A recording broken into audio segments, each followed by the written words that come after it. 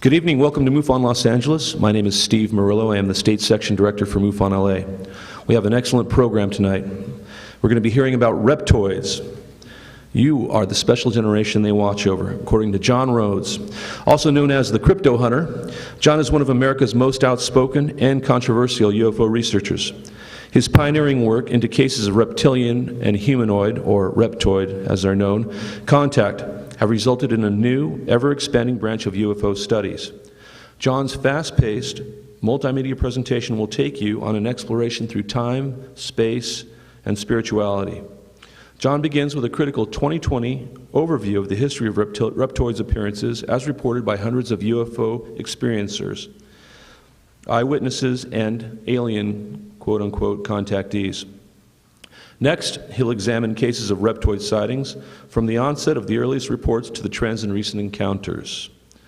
John has been a featured speaker at numerous national and international UFO expositions. He continues to appear on various television and radio shows discussing the reptoid hypothesis and Earth's underworld cultures. His paradigm-challenging interpretations and discoveries have been reported in many national and international UFO publications. John's research findings have also served as platforms for the beliefs of many other contemporary UFO and conspiracy speakers. In addition to his research, John has acted as a creative consultant in numerous sci-fi and non-fiction documentary productions. And before we go further, I'd like to introduce a friend of John's, personal friend, who you probably know, Jordan Maxwell, and he'd like to say a few words. Come on up, Jordan.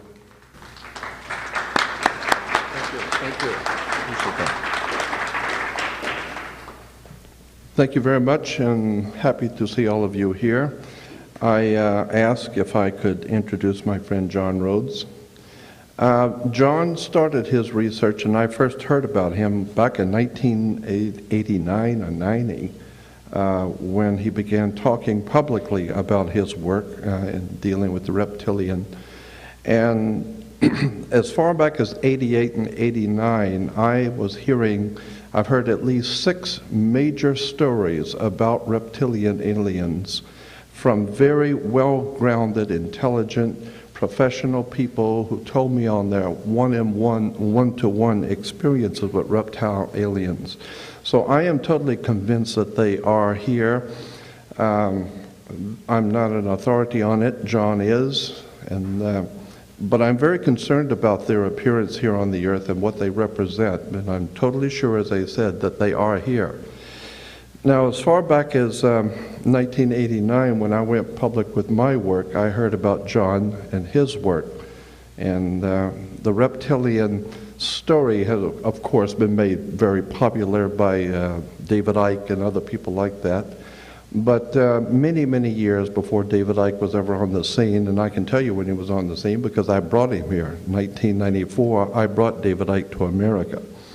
And so it was as far back as 1989 and 90 that John was giving lectures on the subject of reptile aliens. And so many of you have heard David Icke talking about reptile aliens and others, but tonight you'll be hearing it from the man who actually got this whole subject started publicly, and that's John Rhodes, my dear friend. John?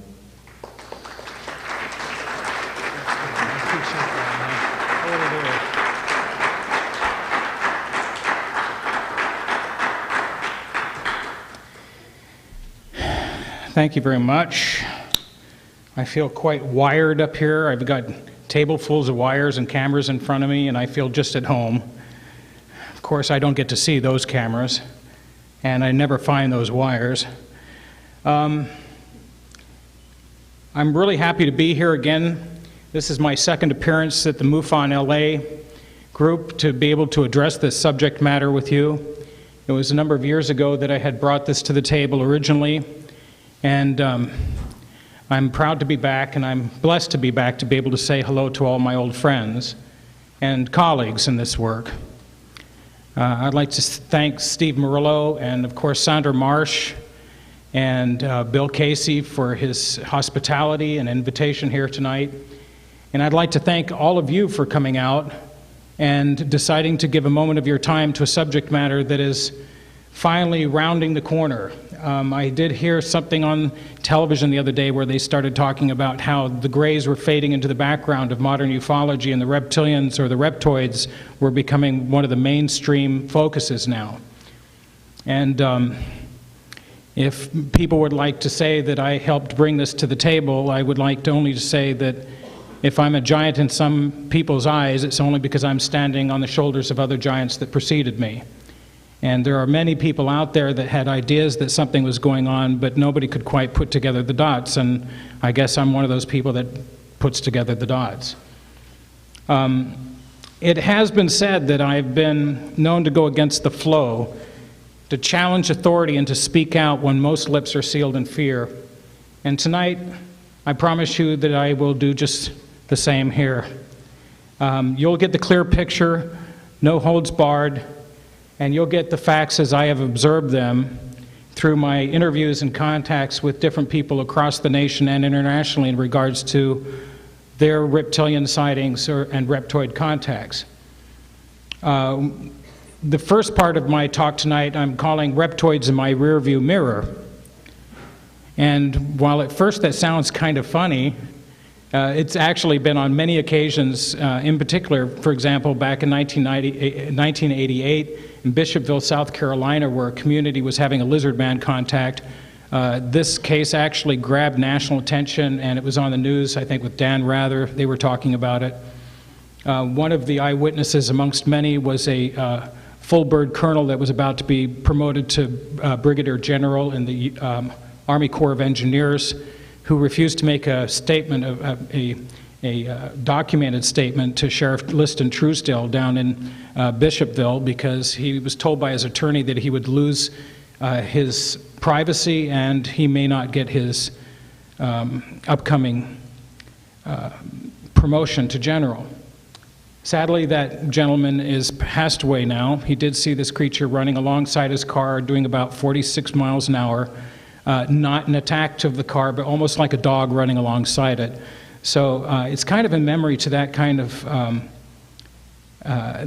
of frightening scenario, I guess it would be called, almost funny but frightening, if you could mix the two, to call this part of my lecture Reptoids My Rearview Mirror. In order for us to begin, we really have to get a critical view of exactly how reptoid conversation may have first appeared on the scene. Before reptilian humanoids or reptoids, reptoids is the true, more accurate term for it. If you hear people talk about reptilians, it's a very inaccurate term. That's almost like saying aliens, because you're not really saying where they're from. When mainstream, we've heard a lot of news lately about aliens, and I don't think it's the aliens that we're talking about at these meetings, because I think it would be kind of hard to send them home. And we have to use more definitive terms, I believe, in the UFO community. Long before Kenneth Arnold had a sighting, we have to remember the majority of mainstream mythologies, even modern mythologies and literature, were focusing on the Earth's underground for lost civilizations and advanced cultures and maybe even hidden alien species from other planets. Then all of a sudden, our attention got drawn into outer space, and it seems like we've been stuck in a quagmire of looking up above our heads searching for extraterrestrials when they actually might be underneath our feet. Now, I'm not here to say that extraterrestrials from other planets are not here visiting. I do believe that they are. However, it seems more logical to me that instead of coming here for a day trip, they may actually stay overnight and perhaps even go underground in some cavern area out in the Caucasus Mountains or somewhere that's hard to see what they're doing in order for them to remain hidden, and for long-term observations the same. It's almost, I've equated it for a lot of years almost like the magician's trick. Has everybody gone to a magic show? Can I see, or just raise your hand if you've been to a magic show. Okay, do you know how the magician will hold up his cards up here and he'll have you look at something? Now, when I was a kid, I was always looking at his other hand because it was inevitably reaching in his other pocket, and he was getting the next trick out. And it's kind of the same way what's going on here with modern-day ufology. As long as we're using terms when we sequester government Freedoms of Information Acts, use the Freedom of Information Act to sequester information from the government, If we change our terminology from extraterrestrials to other than non-human intelligences, or even other terrestrial beings that, unknown terrestrial beings, I think we don't allow them that Philadelphia lawyer loophole in which they feel that they're answering us honestly when they say they don't know what we're talking about. So it's a matter of legal accuracy that we start changing the words that we use when talking about the subject matter. And I encourage everybody to do it. Interterrestrials is another term that could be used for talking about advanced civilizations or other alien creatures that are off-worlders here that are visiting or here that are here for long-term habitation. Because the reptilian image plays such a dominant role in modern mythology and ancient mythology, only suggestions of their shadowed existence remained hidden for many years within fictional writing and in the intangible mysteries such as religious magical symbolism and fraternal priesthood ritualism and traditional mythologies. But because the reptilian image plays such a dominant role in the world's most modern and ancient religions, I believe it's time for us just to really focus on the reptoids as we can and make sure that we cover as much as we can, because it's a large subject. We're not going to be able to cover everything. What I'm going to ask you to do tonight is just to sit back and relax. I don't have a lot of slides to show you or anything. We're just going to have one-on-one conversations. And at the end, I'm going to open it up for questions, because the people are going to have questions out there. And the first thing I'd like to do is challenge you to start using your logic and your imagination for the next hour and a half as your sextants, which you can use when you go off and explore these areas in which I'm about to address. We're going to talk about the history of the reptoids as they may have been coming up. We'll talk about some of the films that have come out, some of the mythologies and ancient cultures, some of the things right underneath our very nose. I'm also going to, for the first time tonight, draw to your attention something that it's one of those eurekas. You're going to sit there and go, oh my gosh. And I love doing that to people. Some people accuse me of, loving to shock individuals. Well, I think that we all like to have that picture of a UFO so we can pull it out and say, here, I know what I'm talking about, so we can shock people. But the first thing we should do, I think, and I've got to work down my list here, is ask the questions, what if UFOs originate from inside the Earth? And what if their base of operations are controlled by representatives of our black budget world, long-lost human and non-human ancient civilizations, visiting ETs, reptilian humanoids or reptoids, and all of the above and more? Okay, so basically what I'm saying is let's think about these origins and let's think about, could they be from here? Just out of matter of curiosity, it's not in my notes here, but remember every time we hear about some material that was grabbed in an abduction site or something, and they always look at it, the scientists always look at it and go, well, obviously these are Earth materials, so they couldn't be from some extraterrestrial civilization, so you're a bunch of idiots. We've all heard that, right? Yes, okay. I wanted to make sure I was speaking to a real crowd and not just having one of those dreams. Okay, now if we're talking about creatures that have been here for thousands of years and living in deep cave systems, you know what? They're using the same materials we are. That entire argument's now just been blown completely out of the water, if you look at it from a terrestrial standpoint.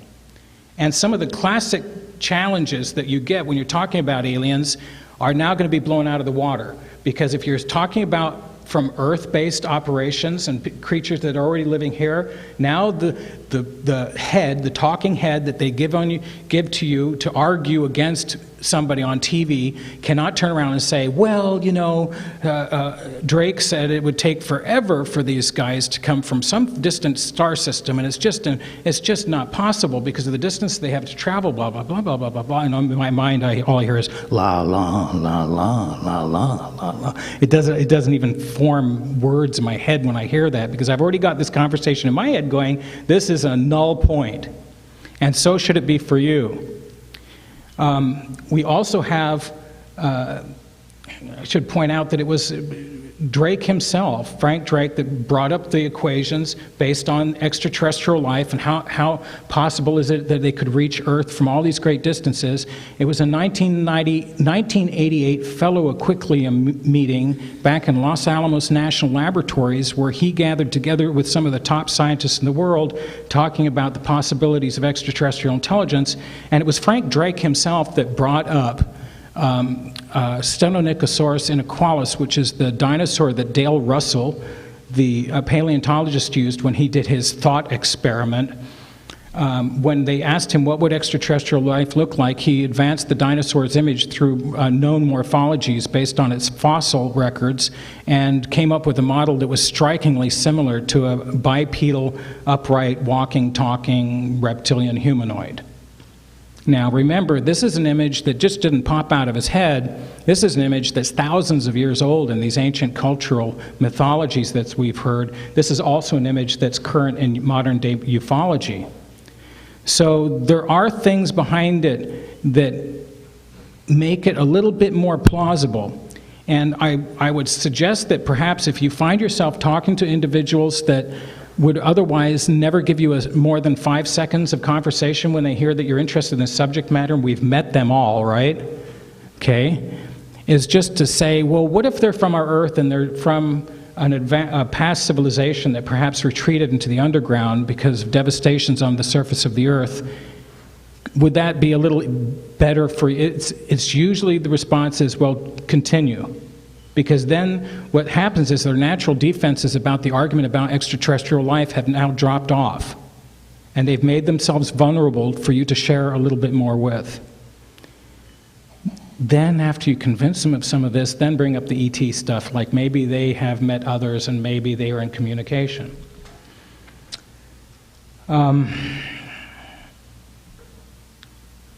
We have to think about the conceptual precepts that pre-existed before my work on the scene. And when I started hearing these reports from individuals in UFO groups saying, well, you know, this thing didn't look normal. It wasn't one of the gray things. This looked kind of like snake-like. I mean, it had a lipless mouth, its eyes were cat-like, and it had a vertical slit pupil. And it also resembled somewhat of a little dinosaur. Now, when I first started hearing these, they were very sporadic. They were very quiet. These people didn't feel like sharing because their stories were so unusual. They didn't feel like they were part of the group think in the UFO communities that were around there because they were saying something that nobody could identify with.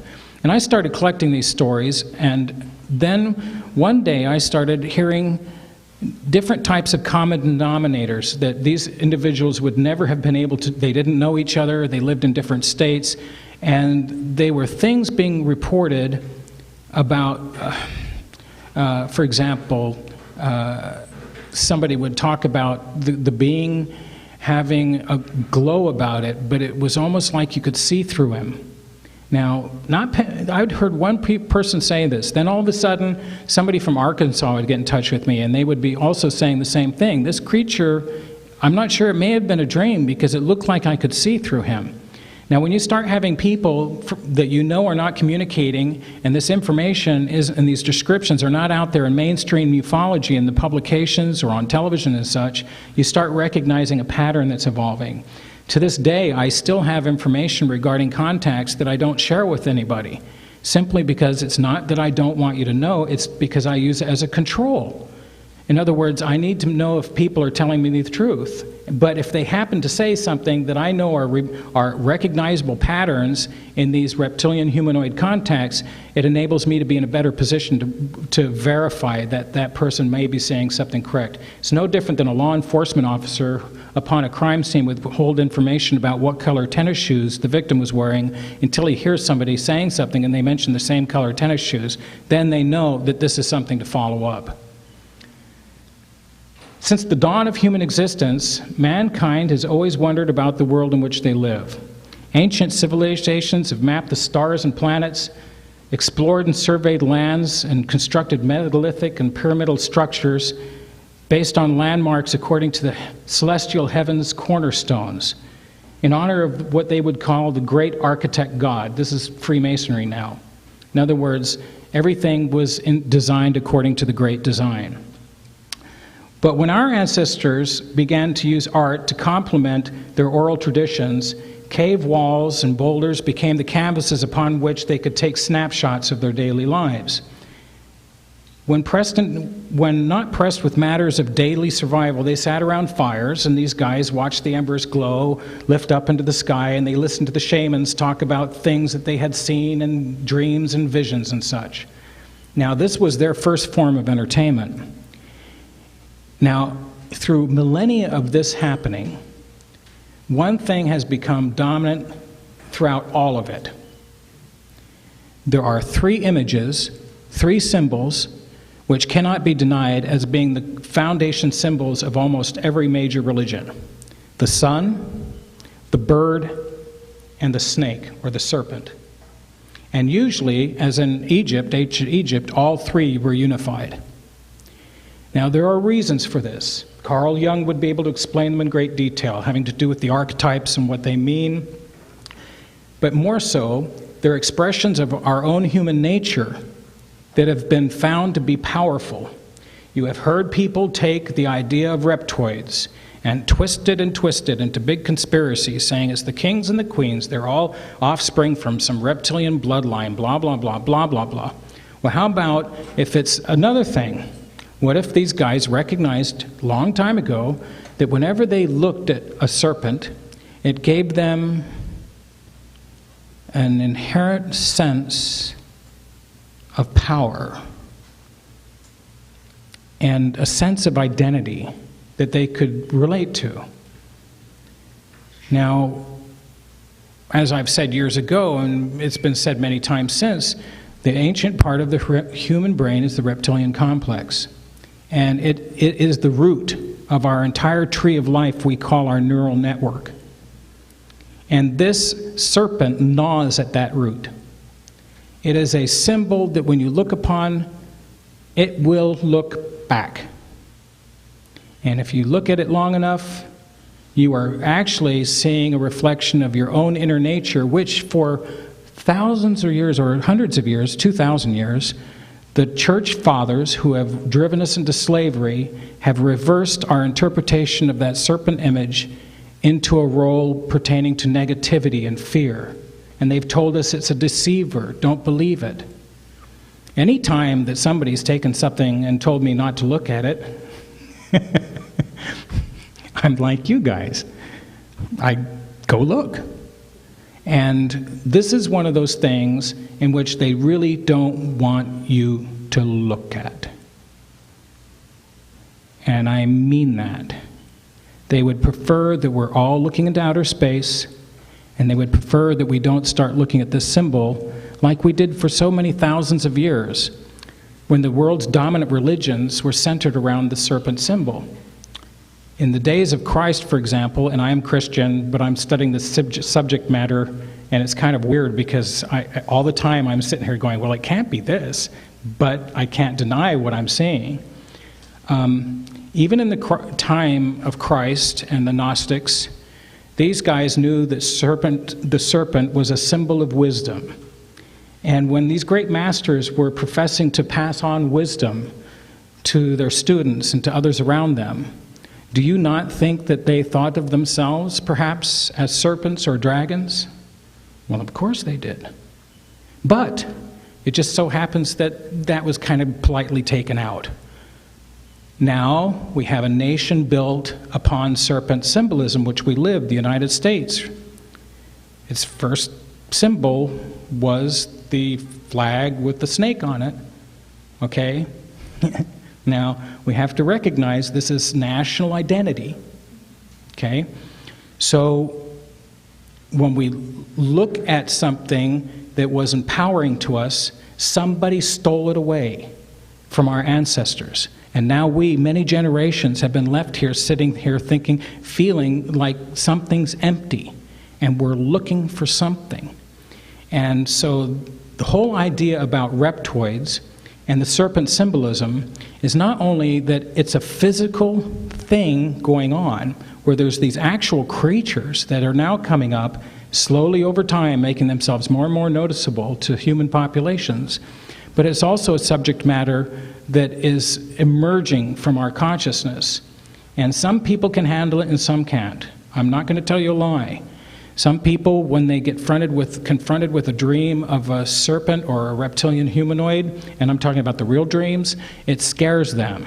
And usually they'll react negatively towards it. However, the ones who have not acted negatively towards it, but just allowed it to be, and were more passive, and I'm not saying loving, I'm just saying more passive and accepting just to see what the outcome is, these people have turned out to be a little bit more psychologically in balance. There was a murder recently in which somebody came away from one of these conventions where somebody was, the reptoids are out to kill you, they're eating your babies, and they're the sons of kings and stuff, they're to dominate you, and this, that, and the other. They went back home. Their boyfriend told him, well, my wife is a reptilian, blah, blah, blah. This girl picks up a sword, chops up the woman. They never find the woman's body, and now she's in prison for life. This is the kind of negative reaction you can have. So it's not a subject that's a toy. When we started looking at ancient mythologies and symbolism, first of all, you noticed geometric shapes were being used by the ancients, and then they would have animal scenes, such as those that are painted in the Lascaux caves in France, western France. And just recently there was another one, an ancient cave system that was found with paintings. But then more and more you started to see the images of start to be more prominent. The zigzag line, for example, started appearing all over the world. Paul Chacon, which is an anthropologist from Australia, has written a book, and he talks about how when looking at the rainbow serpent mythology in Australia, has recognized it to be one of the longest and oldest living religions. It's 60,000 years old. And still, they look at it, and these guys aren't crazy. They're not evil. They feel at peace. So, when you start looking at these images, you start recognizing they have importance. Now, back at the Bay Area UFO Expo last year, I gave a lecture when I went in great detail as to why I believe the ships are over Mexico City, their connections with serpent symbolism and the feathered serpent of Quetzalcoatl, and the 1991 solar eclipse, what's happening in 2012 that's coming up, the transitions of Venus that happened in 2004, and they'd happen in pairs every 108 years. 2004, the next one happens in 2012. And the symbol of Venus, how it's related to Jesus, how it's related to Quetzalcoatl, and of course the Son, the Father, the Earth, the child, or the offspring, and Venus, the mother. So when you're talking about symbolism, and I know that Jordan has dealt heavily into this, there's reasons why these symbols are so important. And the creatures that are living underneath our planet, that share our planet with us, long ago recognized these symbols, and they are reverent towards them as well. They do not just blow them off their shoulders. These aren't just a bunch of scientists. We have to remember, and I'll address this a little bit later, the creatures that we're meeting now, whether they're greys or whether they're reptoids or anybody else, chances are we're not meeting their families, we're not meeting their grandparents, we're not meeting their artists, we're not meeting their poets. We are having contact with their scientists and their military types. And we can't judge the actions of a species that we come into contact with on a one-to-one basis based on these guys. Otherwise, it would be like saying, well, I hope nobody judges us by the actions of our scientists and our military types if they were to go over to another planet, because I know that the military types can be a little aggressive and the scientists can act completely void of any emotion. So we have to remember who we might be meeting and what they might represent. Now, to look back historically, we'll talk about India, for example. India, they had the Nagas, and the Nagas were they were the semi-divine humanoid beings that were half man, half snake. They had the ability to shape-shift. They lived underground. They were constantly at war with the Garuda, which is the bird. Now, this is where we get the symbolism, and I'll delve into this just a little bit. The symbolism of the bird is always balanced out with the symbolism of the serpent. And a dragon is the unification between both symbols, the serpent and the bird. And that's why in the national flags of Mexico, you see an eagle holding a snake in its mouth. on top of a tree or a cactus. You also see the United States. The first bird, what we have on some of our artwork, was never a bald eagle. It was a phoenix, because they always identified with America rising up out of the ashes of the war. So it was a phoenix, and then the serpent played a dominant role, so they changed that. And what do they change it into? They changed it into a ribbon, that if you look at the tips of the ribbon, they terminate in a forked tongue. So they've tried to hide it because they wanted modern Christianity to regard as an evil symbol. While keeping that symbol for their own empowerment, they wanted us to fear it. So they started hiding it within our own currency, our own documentation, and our own history. They know it's still out there and it's powerful. In India, you talk about the Nagas and the Sarpa. That's another word for these semi-divine beings. In the Nimala Purana and the Mahabharata, which are the ancient Indian texts, they talk about them at length. The Mahabharata talks about, of course, the great wars in heaven. They both discuss the semi-divine reptilian humanoid beings being able to move through matter. How many of us have heard that coming out of the UFO fields, right? They walk through a wall. These creatures, it's almost like you could see through them. There's something about the way that they can manipulate the matter of their own bodies in order to move through physical substances, or perhaps even shapeshift. In The Secret Doctrine, Madame Blavatsky, for those of you who are into philosophy, I believe that they have a philosophical center here in Los Angeles. In The Secret Books of Daizan, she talks about, in stanza 1249, and these are very ancient books, the serpents who redescended, who made peace with the fifth race, and who taught and instructed it. We're talking about beings that are highly intelligent, that actually come down and interact with us. In Pakistan, there's a large underground body, a cavern city that's occupied by the Naga beings. Saucers have been recorded in the India Daily magazine online, being down in the area of Kashmir, where you hear about these persistent battles and conflicts between Pakistan and India.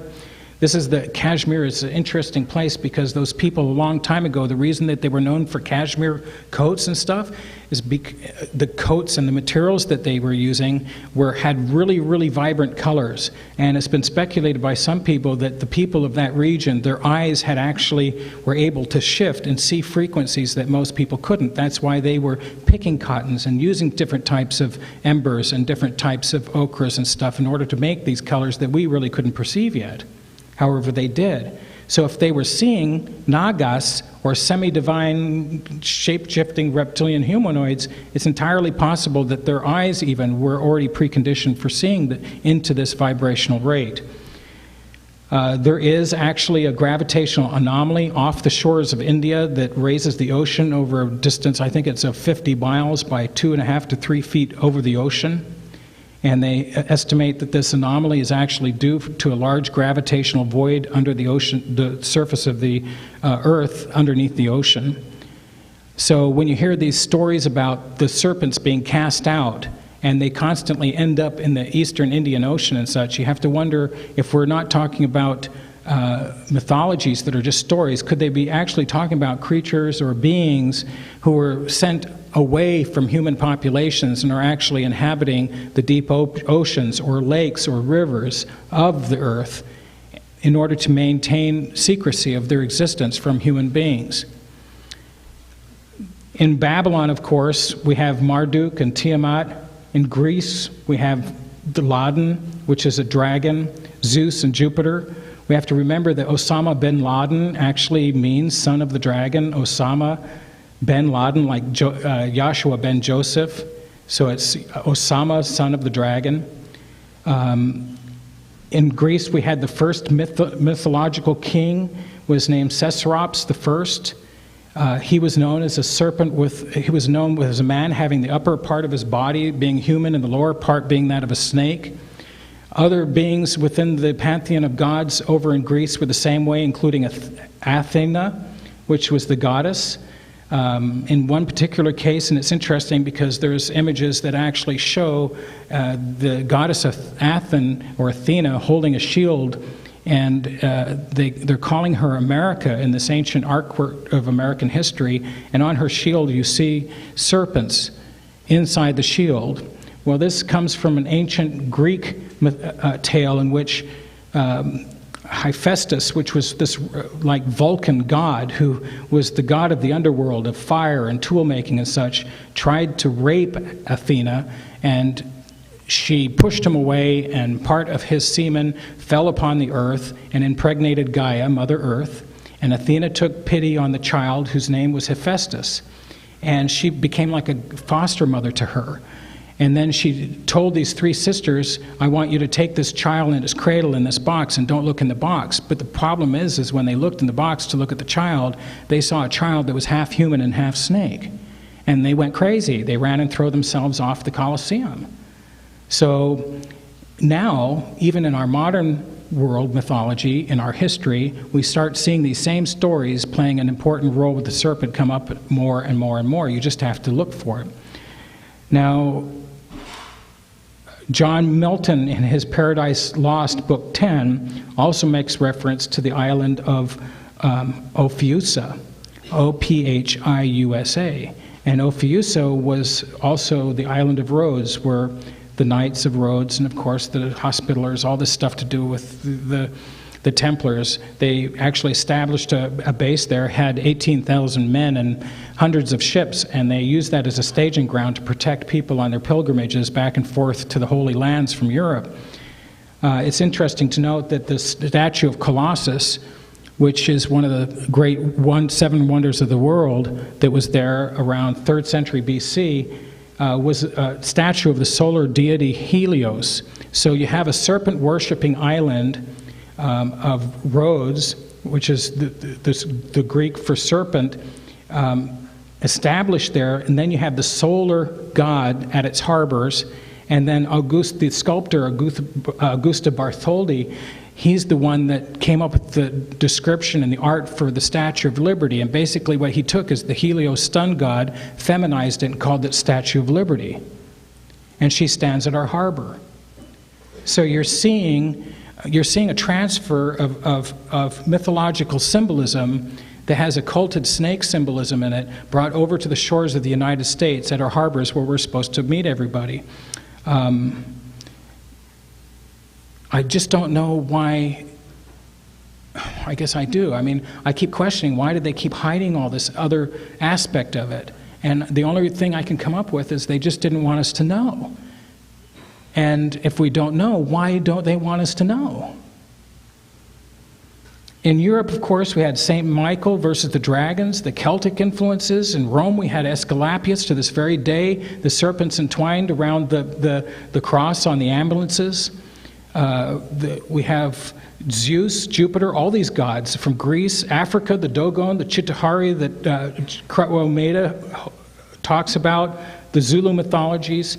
In Angkor Wat in Thailand, we have these beautiful temples, 8 of which are lined with this constellation of Draco. They actually make up the constellation of Draco.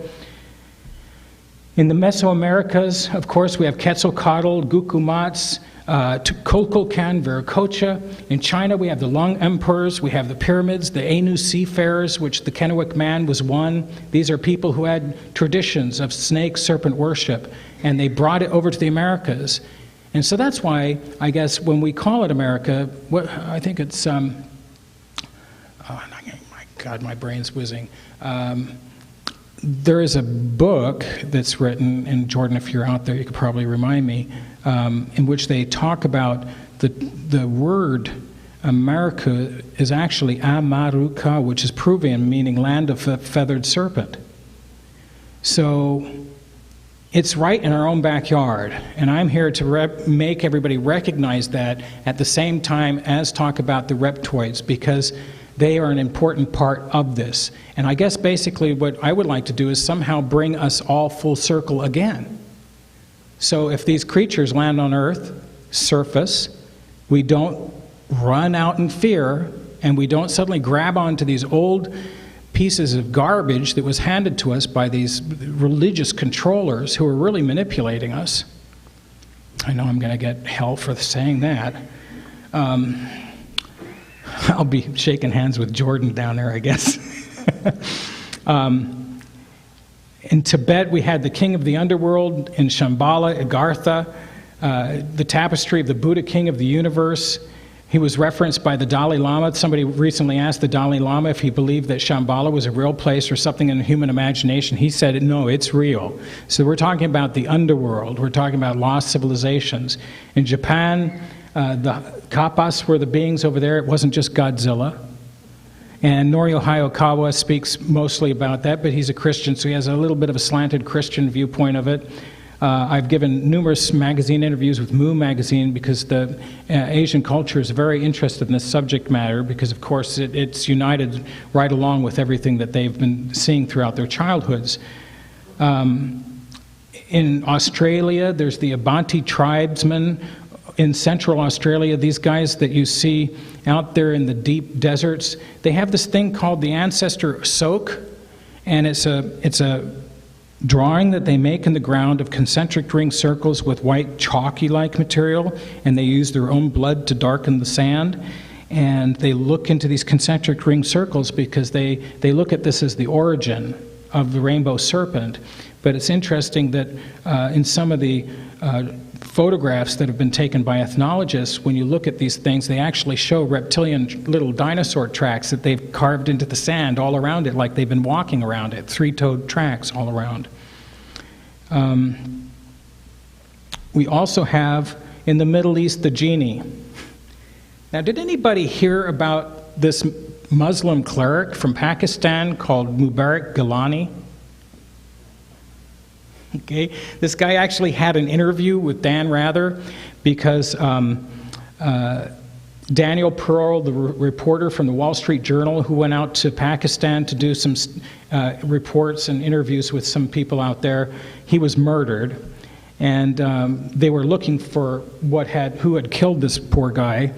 And they came up with this individual by the name of Mubarak Gilani. And he had this interview with Dan Rather. And when he spoke with Dan Rather, it was noted that he was head of what they call Jamaat al-Fukra organization, which is a known terrorist organization. And in March 13th, 2002, he said, and I'll quote here, "There are beings who are not visible to you. They inhabit this earth, and they are damaging, causing psychotic diseases, fits, epilepsies, and controlling the agents, controlling the human beings." Now, what Gilani did is he actually said to Dan Rather that it's very much like the X-Files. And he's trying to warn Dan Rather that there are beings on Earth that are very much like the X-Files, and he referred to them almost like the aliens. And he was trying to say that you guys should be thanking me for bringing this to your attention instead of accusing me of terrorism.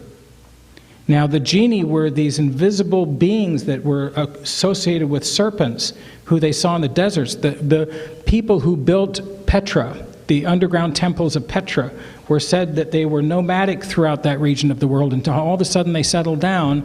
And outside the Wadi Musa, which was like a mountain where water would come down that was associated with Moses, they built Petra. Now, if anybody's looked at Petra, they recognize that how beautiful this place is, but how architecturally sound and how architecturally accurate it is. And it's an anomaly in that part of the world. Now, these guys said that these genie helped them build it and actually gave them guidance, and that sounds a lot like the Temple of Solomon that's recorded when they talk about, the dragons that came down that was subjugated by a certain angel, and that Solomon used these dragons to help construct the temples. Now, the great architect to Freemasonry is God, but then they're saying the great architect of the Solomon Temple was a dragon. Okay. It gets a little bewildering. In Saudi Arabia, the Sufis, which are the Arab mystics, talked about invisible serpentine beings as well. They peaked during the Abbasid Empire, which was about 750 to 1258 BC. They act now as the intermediaries between Egypt and Saudi Arabia. Now, they do have a certain type of magic, according to the Arabs, that they can use, and it's called Sir al-Halal, which means allowable magic. Now, when these guys are talking about summoning something up, you have to wonder if there's perhaps these creatures or beings that are living outside our visual perceptions, but if you start doing things where you're concentrating your focus and you're thinking about them all the time, if perhaps they can sense that you're doing this and they can actually come to you from that other dimension or from that other vibrational field. Somebody would equate this with magical practice.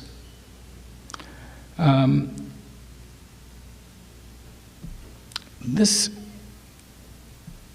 subterranean aspect of it is really important as well. And when we're talking about these things, you can't help but escape from the idea that you wonder if these people were just basing things on mythologies, or were they reporting them just like we would, and they would get recorded as mythology. I'm wondering if today our work as people in the UFO community, maybe 200-300 years from now or 1,000 years from now, would be referred to as people who are into mythologies. Because we're reporting them as facts, but perhaps if you wanted to hide it in the future, you wouldn't report it or state it as that. In the Afghanistan region of the Hindu Kush, there's the area of Shangri-La that's supposedly so famous. This is where the name Agartha comes from, the Agartha, the underground temples. In China, we have the Xinjiang area of northern China that's attached to the Hindu Kush area of Pakistan. Their gods in ancient China were called Fusi and Nuwa. These were half serpent, half human, reptilian images. Now, I could go on, but I won't. What I will tell you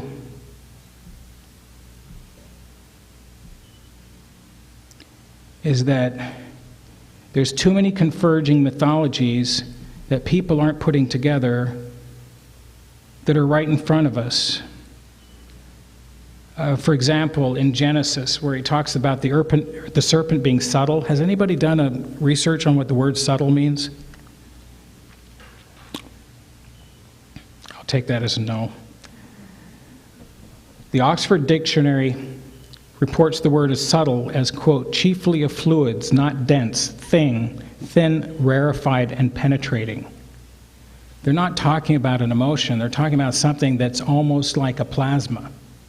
So when they say the subtle serpent, they're talking about something that looks almost ghostly.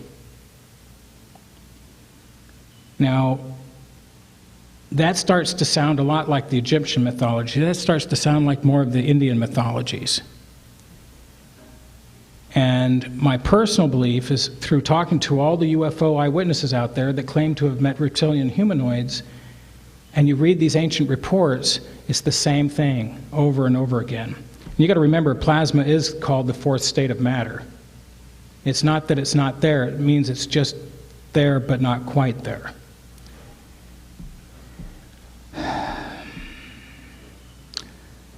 In the media, which all of you know too well since you're out here in Los Angeles, literary writers for many years talked about the hidden underworld and different types of creatures that were there. Jules Verne wrote Journey to the Center of the Earth in 1864. Edward Bulwer Lytton wrote The Vril, the Coming of the Race, The Power of the Coming Race, or The Coming Race, back in 1870. Lovecraft talked about his work in The Nameless City. Sir Arthur Conan Doyle in Lost World.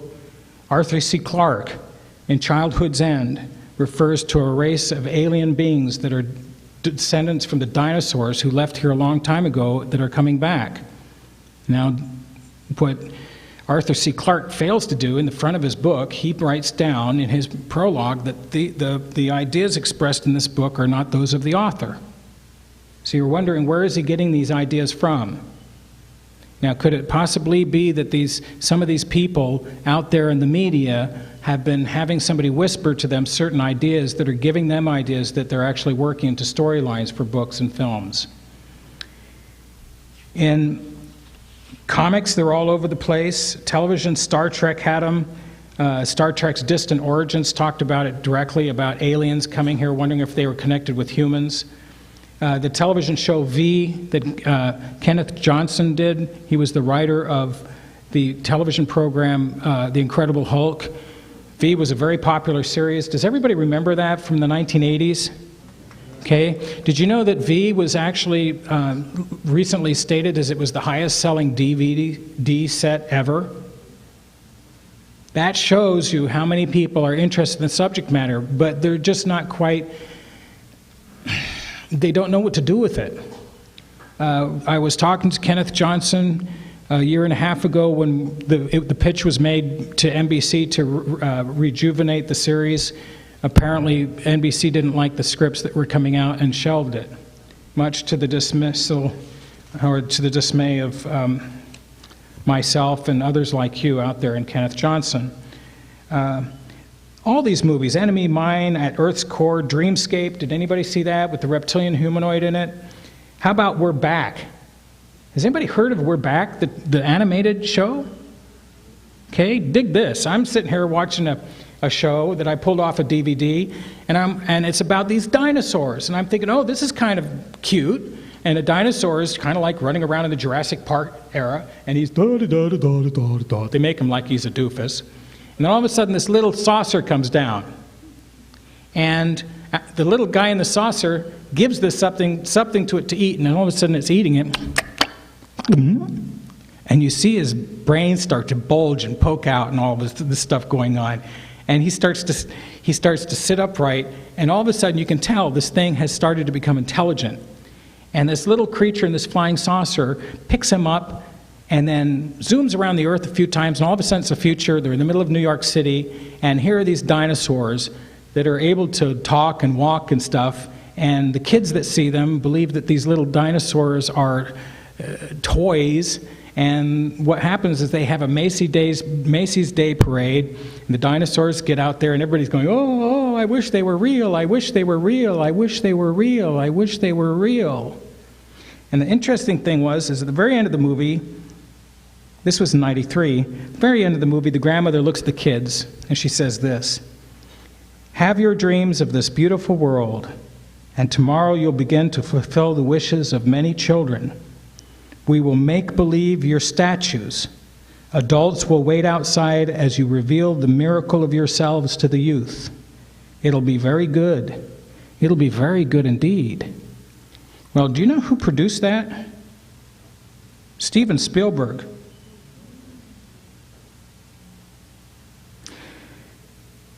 So, do you see where the media is going a little bit? Do you see how Jurassic Park's become such a big thing? Do you see the reptilian humanoid characters permeating through all these science fiction television shows and movies right now? Stargate SG-1 and such? Some people would say that I'm partly to blame because I've been riding the backs of a lot of people in the media trying to get this image out there, trying to get it started, because I knew from our point of view something real was happening. But the only way to really get the conversation started is by introducing things to people through the media. I had Bill Gibson. Bill Gibson was a friend of mine. He recently died. Not this Bill Gibson. Don't get in shock, anybody, your friend here. But he wrote a book called No Film in My Camera. This was a man that I met up in Montana. He had done a lecture at a small hall. There was like 12 people there. He was a wartime photographer. He knew Ronald Reagan and all these things. And I asked him, would you like to go to lunch, Bill? He was like 80. And he goes, okay. So we go to lunch. I start talking to him. And I told him, of course, I tried to restrain myself as long as possible about my beliefs, as we all do. And I mentioned it to him. And he goes, well, he says, I headed up the photography department on Project Blue Book for 3 years. I said, you did? And he goes, yeah. I said, so what do you think about what I'm saying? And he said to me, listen, John, he says, if you write it as a story or as a film, they'll leave you alone. He said, take for example, I wrote a story once, and I said, you did? And he goes, yeah. I said, what was it? And he goes, it was about an armadillo. He says, they're not natural. And he says, there was an armadillo in Texas, And the Texas armadillo was next to Houston Space Flight Center, and he was trying to get back to Cape Canaveral because he wanted to ride a rocket so he can go back up to space because that's where his long-lost love was. And so the story is, and it goes all, rides trucks and stuff, and finally gets up to Cape Canaveral, and he says what happens is that it manages to get on the space capsule, and as it's flying up into outer space, he said the last thing you see is this little armadillo poking its head through the window and this huge smile come over its face. Now, poor Bill died about a month after I met him. But I think that what we need to do is maybe perhaps look at the media and what they're showing us through the media with a different set of eyes and start reading between the lines. Now, I believe it might be a form of desensitization. So what I would like to do is change the format a little bit. And instead of going to these notes, which are kind of dry, and believe me, I have thousands of pages of things.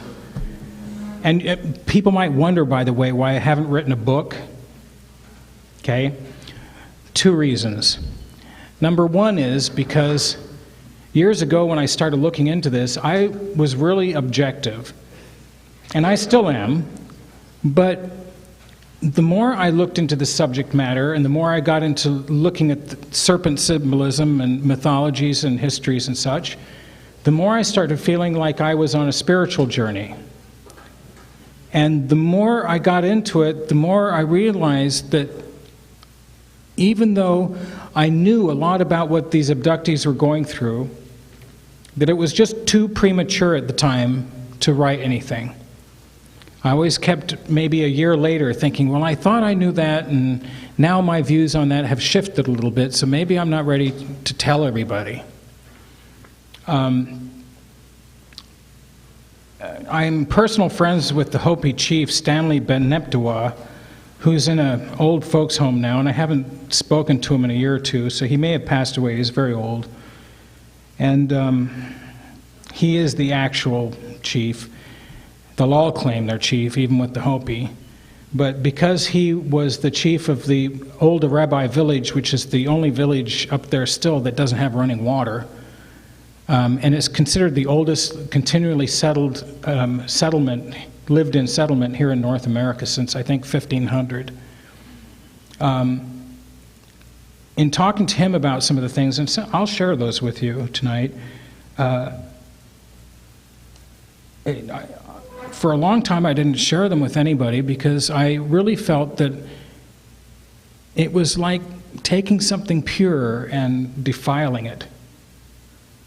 Because when you start looking into the subject matter, yeah, there are physical aspects to it, and you're going to hear reports of people and what happened and some sexual things that happen with these beings that come around them, and even that's more or less construed because there's tantric things involved. There's the chasing the first high of the sexual experience that you can never find again, so you just stop having sex with your spouse because you had this encounter that rose your tantric levels up so damn high that you could never match it again. And it wasn't much more of a physical thing as it was a spiritual thing, an energy thing that was being exchanged. But when you start looking into this, you're going to start feeling a change come over you as well. And I know it'll happen.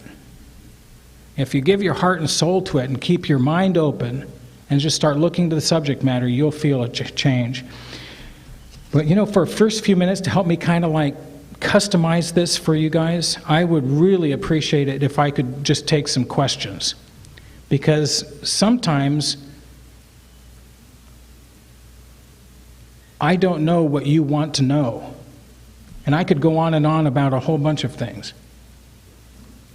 So has anybody out there got a hand they'd like to raise? And I'll repeat their question back to them right here.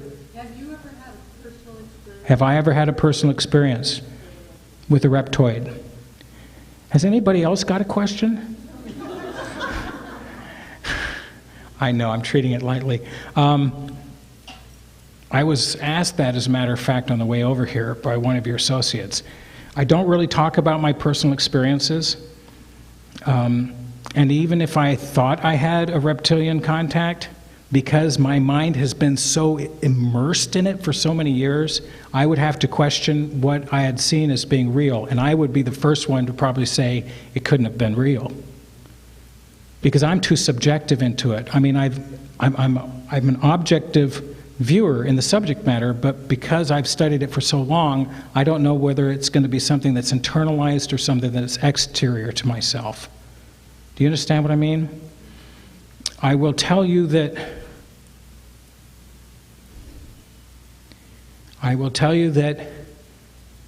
for some reason, even though this is specifically the only really topic matter that I talk about, and I don't diversify myself like New Age UFO people do. They have one thing and then they find nobody wants to hear it anymore, so now they're experts in this and now they're experts in that. I talk about this one thing, I have for years, but I know, yes, that I'm being watched. And I don't care. I don't care because I don't know why they're interested in it. It's obviously not true. Or is it? Right? David, someone or rather, would challenge my reasons for talking about these things, but I've only never tried to say that something is out there that's real to try and prove anything. I'm only trying to stimulate everybody into doing their own investigations of it. Okay, was there another question? Back here, miss?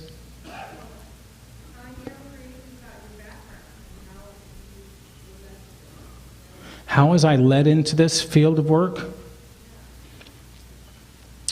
I met somebody once that had me read Genesis. And there were too many things in there that didn't make sense.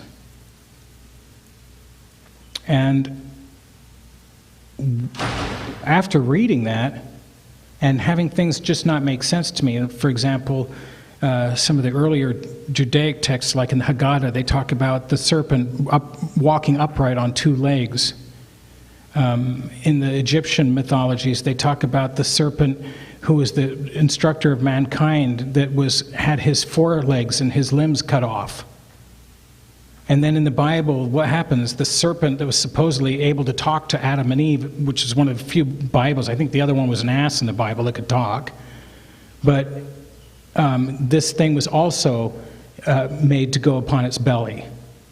So you have these things referring to things, to reptile beings having legs and having arms, and all of a sudden these different mythologies from all around the world that look otherwise not connected start repeating the same things. Even the Chinese talk about their original creator god having befouled somebody, and he was cast down to earth, and that he was made from a dragon into a snake. In other words, from something glorious to something less than. And when I started hearing these reports from individuals from all over the country, when I started collecting these reports, like I said earlier, too many of them converged for just a coincidence. And so that kind of set me on the course. I've known so many people that have claimed to have reptilian humanoid contact, and some of them, I got to tell you, are fictionalizing everything. Others wish they had never had the experience, really don't want to talk about it. You have to be persistent in getting them to even say anything about it. These are individuals that I like to interview, because then I realize maybe there isn't any personal agenda as far as wanting to get on it. If I hear, for example, if somebody wants to make a record or become a singer, but they have a reptilian contact, oh, you mean I can get on the Art Bell show? You know, oh, I have some products to sell. These are the people that, when I hear their stories, their credibility in my eyes starts plummeting. The individuals who have one thing happen, and then that story never changes, and nothing's ever added onto it, those are the individuals I really sit there and start paying more attention to. You know, God, you guys have been here for years, some of you. You've seen people stand up before this podium or other podiums, and you know that there's charlatans throughout the UFO community. It's one of the reasons why, for like 5 or 6 years, I just walked away. The authenticity of people, I just couldn't take it. And for me, integrity is everything. And if a person is worried about how they look on stage or how they come across to people, is more worried about themselves and how they look rather than the material, we've all seen those people. They think so highly of themselves, boy, you might get burned if you get too close because they are so illumined.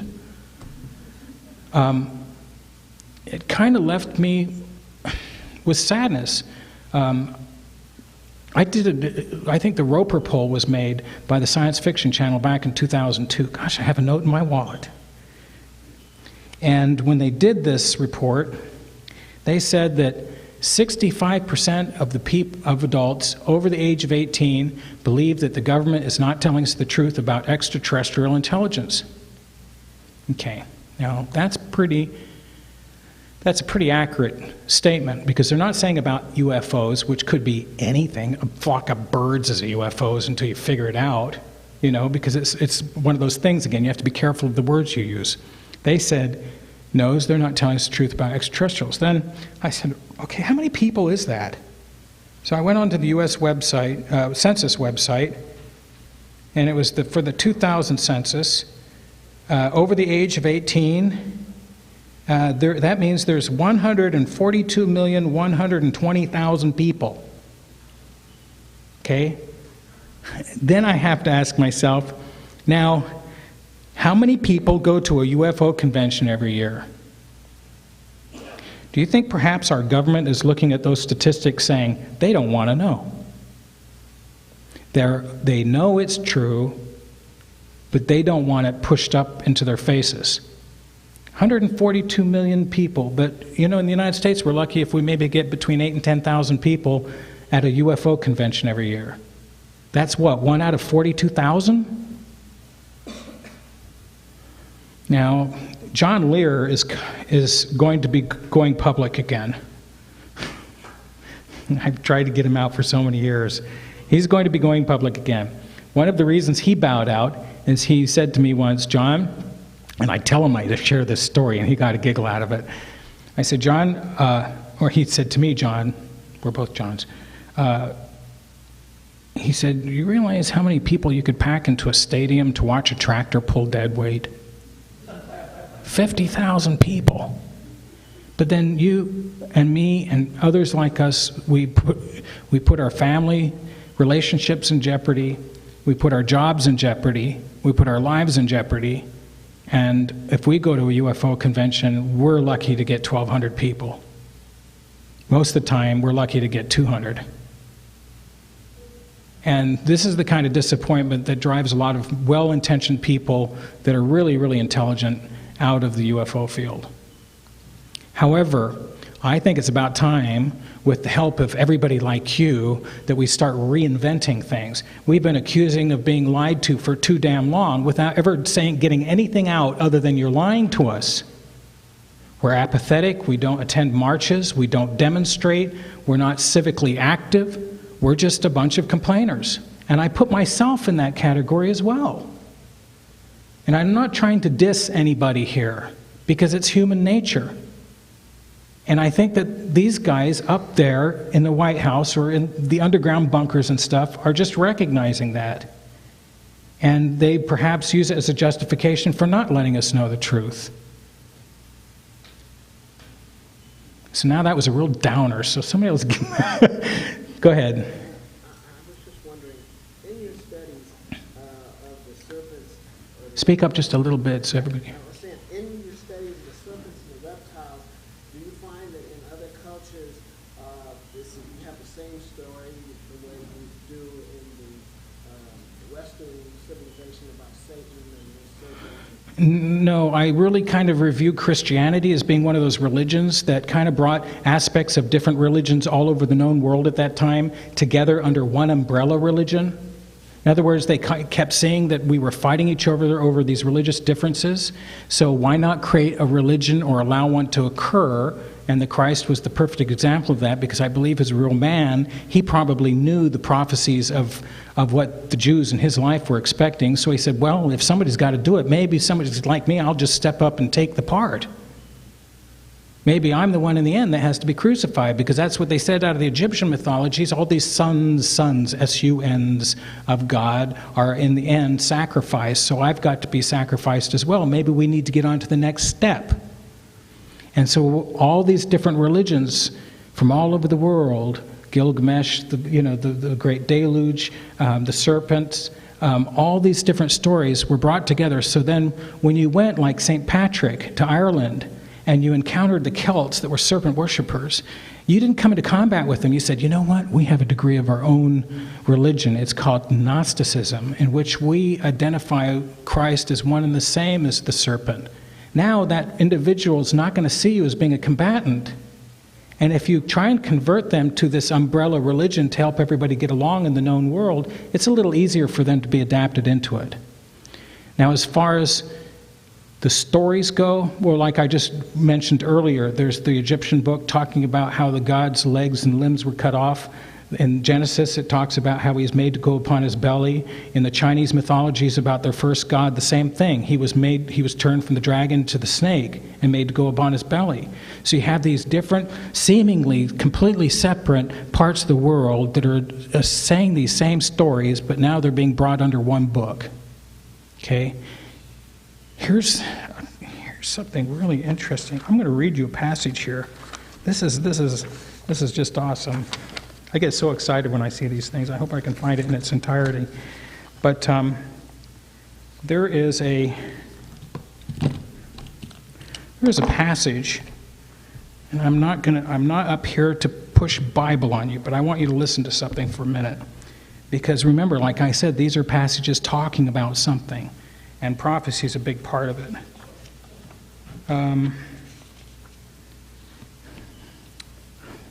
Job 41, 141. This will take a few minutes, but listen carefully and listen with your eyes shut and imagine what we're talking about. Can you draw out Leviathan with a fishhook, or press down his tongue with a cord? Can you put a rope in his nose or pierce his jaw with a hook? Will he make many supplications to you, or will he speak to you soft words? Will he make a covenant with you? Will you take him for a servant forever? Will you play with him as with a bird, or will you bind him for your maidens? Will the traders bargain over him? Will they divide him among the merchants? Can you fill his skin with harpoons, or his head with fishing spears? Lay your hand on him, remember the battle, you will not do it again. Behold, your expectation is false. You will be laid low even at the sight of him. No one is so fierce that he dares to arouse him. Who then is he that can stand before me? Who has given to me that I should repay him? Whatever is under the whole heaven is mine. I will not keep silence concerning his limbs, or his mighty strength, or his orderly frame. Who can strip him of his outer armor? Who can come within his double mail? Who can open the doors of his face? Around his teeth there is terror. His strong scales are his pride, shut up as with a tight seal. One is so near to another that no air can come between them. They are joined to one another. They clasp each other and cannot be separated. His sneezes flash forth light, and his eyes are like the eyelids of the morning. Out of his mouth go burning torches. Sparks of fire leap forth. Out of his nostrils smoke goes forth as from a boiling pot and burning rushes. His breath kindles coals. A flame goeth forth from his mouth. In his neck lodges strength, and dismay leaps before him. The folds of his flesh are joined together, firm on him and immovable. His heart is as hard as stone, even as hard as the lower millstone. When he raises himself up, the mighty fear, because of the crashing they are bewildered. The sword that reaches him cannot avail, nor the spear, the dart, or javelin. He regards iron as straw, bronze as rotten wood. The arrow cannot make him flee. Sling stones are turned into stubble before him. Clubs are regarded as stubble. He laughs at the rattling of the javelin. His underparts are like the sharp pot shards. He spreads out like a threshing sledge on the mire. He makes the depths boil like a pot. He makes the sea like a jar of ointment. Behind him he makes the wake to shine. One would think of the deep to be gray-haired. Nothing on earth is like him. One made without fear. He looks upon everything that is nigh. He is the king over all the sons of pride. Now, are we talking about a reptilian fleet? Or are we talking about a serpent, a leviathan? Remember, this is the leviathan, a serpent on the ocean. Most of us think of this passage and we think it sounds too mechanical to be an animal. His mouth flashes fire forth and stuff like that. What is it when you think of this on the ocean that flashes fire? Ships? Naval ships, perhaps? Would it shock you to find out that in September of 2002, the U.S. Navy was ordered by the government to remove the Union Jack flag from the ships and put on what we call the first U.S. Navy Jack? Do you remember what the first U.S. Navy Jack was? It was a rattlesnake. And it said, "Don't tread on me." Now, every single one of our ships out there in the U.S. Navy is underneath that flag. It's not under the flag that we recognize. So at a day and age like this, when we have a war on terrorism, and we are so close to really kind of blowing it, any moment it can be blown. God, I don't know why it hasn't so far. But now when you look back on these mythologies and these things where we hear about a leviathan on the water, and we hear about Ragnarok and the end of the world of the Norse mythologies and the serpents and such, could submarines that make the water bubble by releasing their ballasts and by firing missiles, could this be something like somebody was looking back under some psychoactive or some vision that they were having into the future, much like some of these great guys in our past have seen helicopters and tanks and such? I might have to say that it's really curious how we would remove the flag that we recognize as the American flag and put this flag on our ships now, and not everybody's being told about it to the point of where it's really being blown out in the news. It's the return of our national identity pride under the form of the serpent. Now, there was a Blake poem called The Monk, and in The Monk this monk is laying on a cold stone bench, and he's reflecting on life. And I'm paraphrasing here, but he talks about how we have to be careful that when the hero pursues the dragon for so long, that in the end he becomes the dragon. Have we as a nation, ourselves, in trying to bring the world together, now to the point of being the dragon? This is where we lay in danger when we have somebody like Bush in the White House, or any leader in the White House, speaking. When they speak, they think that they're talking with the voice of God on earth. Now, that's not just me saying that. I heard that on the National Public Radio the other day. The New England New Era newspaper had quoted George Bush as saying, when he speaks, it is God speaking. So, and if we can't fight these guys, if we can't get them to change these things, the only thing that we can do is take a different position ourselves. And that means, on a personal level, change, transform, and grow. And don't do the same things we've always been doing. That's the sign of insanity, when you repeat the same thing over and over again, expecting a different reaction or a different outcome. The UFO community, I believe, needs to start changing its terminology and needs to become more active. And we need to encourage businesses out there to turn this into a big marketable thing, because until we can show them where the money is, they're not going to jump on board. Where the money is what's really going to get people's attention. Have you ever noticed how big money is out there with t-shirts and toys with little aliens? How is it that we speak on terms of telling people about this this subject matter, but even though people are making billions of dollars out there selling the products, none of it's coming back to fund our research. It's mind-blowing. You guys out here are all in Los Angeles and at home, who are ever watching these videos and such, you're in your own hometowns. You can always go to the library. You can always start bringing these things up for subject matter to talk about. Do we have another question? Okay, over here. You know, I can look into the light, so go ahead. Right here.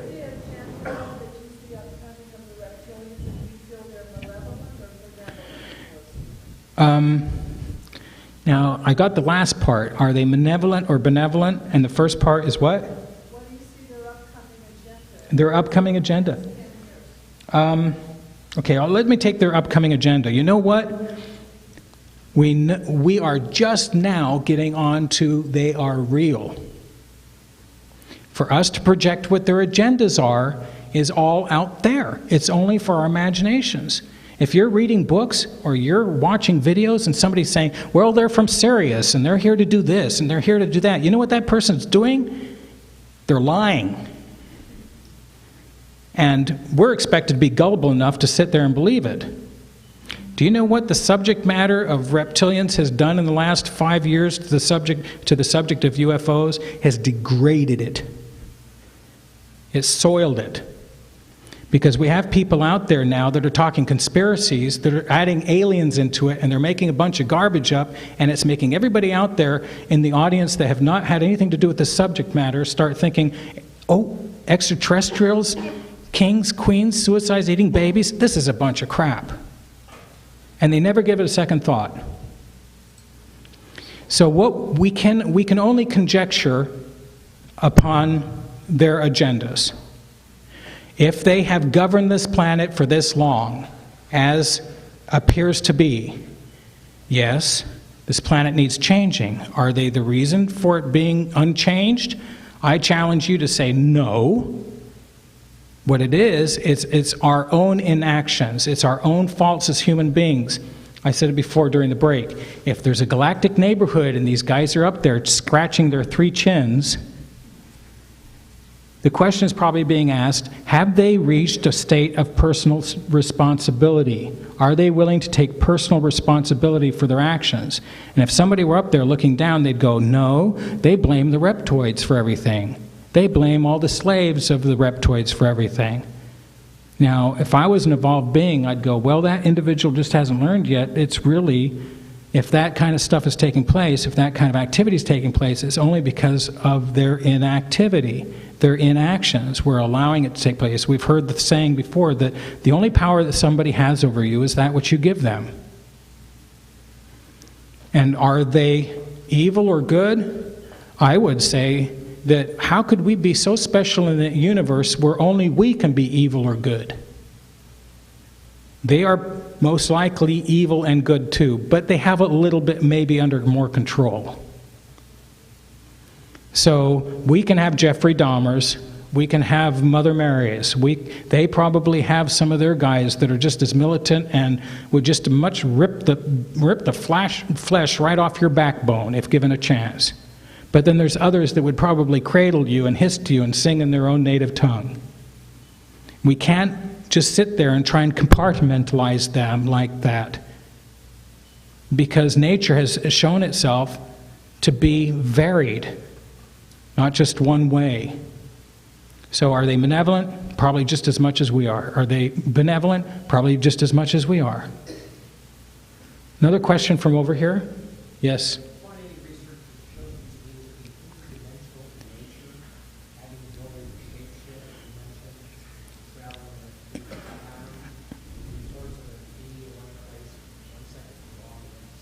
The interdimensionality of the reptoid beings? Do we have any evidence of anything? Yeah, well, there's some rock samples I can show you. No, what we know is that our knowledge of physics is rather limited, but where our knowledge on plasma physics is increasing. And we're realizing now that certain substances can maintain shape and be shifted from one location to another. They're working on that right now with teleportation, the basic principles of teleportation. Creatures coming from another. Can we astral travel? How many people believe that we can astral travel? Can I see your hands? Okay, raise them high. Okay, I have no photographs of you. You're not going to look like you're Hitler signing or something. Yes, okay, now if we can astral travel, then chances are these beings can also shift out of themselves or shift beyond their reality into ours. I remember a number of years ago, I did the Art Bell show, Dreamland, when he had it, and I was getting calls from people that were deadheads. Dude, I'm calling you from the back of my pickup. Okay, well, give me your phone number in case I need to go. I can't do that, man. I'm calling from a payphone. I said, well, what does he want? Dude, I got to tell you, man, there's so many of us that trip out here, and okay, we're tripping, but like there will be all of us seeing the same thing walk right in between us, and we'll even part to let it pass, and all of us will see the same thing. And there are these half dinosaur people that are walking through us. What is that all about? We don't talk about it much because, we'd have to admit we're high, but what's that all about? Okay, what is it about priests or anybody out in the ancient times that when they were imbibing these psychoactives that allowed them to see something? Perhaps it was allowing their brains to open up a little bit more of the neural network artificially because of what they ingested. And because of that, the frequencies that are out there to be seen, their brain is now being able to perceive that frequency, and they're actually seeing something. In other words, we live all in the same space together, but we can't see it. It's like saying, does the fish see the water? And if you were going to point the water out to the fish, would that be fair? I don't think so. Fish would be freaking out all the time. Did you see that? Did you see that? All the other fish would be like, what? God, I see it all around me. That's the kind of people we would lock up, right? So, another question? Yes? Can you discuss the idea of the Greys being slaves of the reptilians, especially since I've heard that the Greys seem to affiliate more with the mantis types? The Greys and their affiliations with the mantis types, because they might be more slave-like to the reptoids, appears to be just the case. Just like we have jobs and we feel like we're slaves, I have a feeling that these other creatures are more mercenaries. Maybe not all of them, but their hierarchical structure has decided to be that way, so that they're working for these others, that they're maybe the reptoids. There's rumors out there that the Greys may actually be trying to trick humans into conflict with reptoids in order for them to gain their independence, yet let us sacrifice ourselves for that. So they're manipulating us so they can get free, in a sense. Kind of. How do the mantises feel? Well, I don't know too much about the mantises, although I would say that if you look at Earth evolution, insects came before the other animal life forms, and that it may indicate that if they evolved before other vertebrates and such, that they may have had a longer time in which to evolve intelligence as well. So maybe they're not very physical in what they can do, but maybe they're highly intellectual. That's like Stephen Hawking. Stephen Hawking, he's unable to do anything physically, but he's this superior brain. And just like we would want to gather around a superior brain to ask them questions, like the Star Trek big heads, to answer all of life's questions, the other creatures or beings may also. The Greys were, first of all, remember in ufology we had these transitions. We went from the nice, like, space brother types to then the Greys, and then, of course, the insectoids and these others kind of were like subcategories that kind of filtered in through. And then, of course, the reptoids. And so if you were introducing a species to another species, would you want to pull out our linebackers first, or would you want to pull out a smaller, frail guy that they could see first? Well, I'd probably pull out the frail little guys, because then they might not feel so physically intimidated at the same time as being psychologically stressed out, because they're, you know, it's one thing saying you want an alien contact, it's another one standing toe to claw with one. That's why when people go, I wish I'd see an alien, I'd be like, you're an idiot. Because most of these people are so much in shock that they find it difficult to deal with life. And as a matter of fact, I believe some of us actually psychologically black that out ourselves on purpose, because we know we can't handle this. We can't handle this. And they will, even if you show them videotape of them standing there with an alien, they will just not handle it. They just complete denial. We see that with our friends sometimes. When you're talking to them honestly, and you've seen something that's really psychologically torturing them that they've been running away from, and you bring this up to them in conversation, and that person gives you this glassy stare, and you're like this over them because they're not there anymore. Because it's so much in their face, and their brain cannot handle this issue that they've been going on, that they white out. And they're someplace altogether. Just like this gentleman is over here, that's snoring. But anyway, so I can put him to sleep, man. I can also wake him up. Go ahead in the back of the room.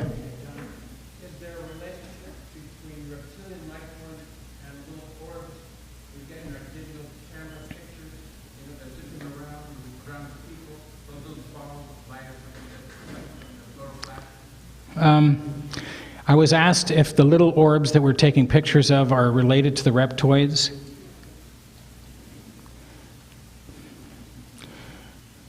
I kind of like this subject matter a little bit, because off to the side of reptoids, I actually do research and using high-speed film with strobe lights and using different gases and stuff in the strobes.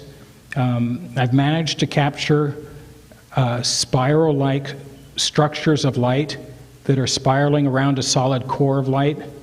And when I took this picture in a long time ago down in Las Vegas to one of these Costco hour photos, I made friends with somebody down there. I said, have you ever seen anything like this? And they, oh yeah, sometimes I see those. Will you please get me in touch with those people and so I can talk to them?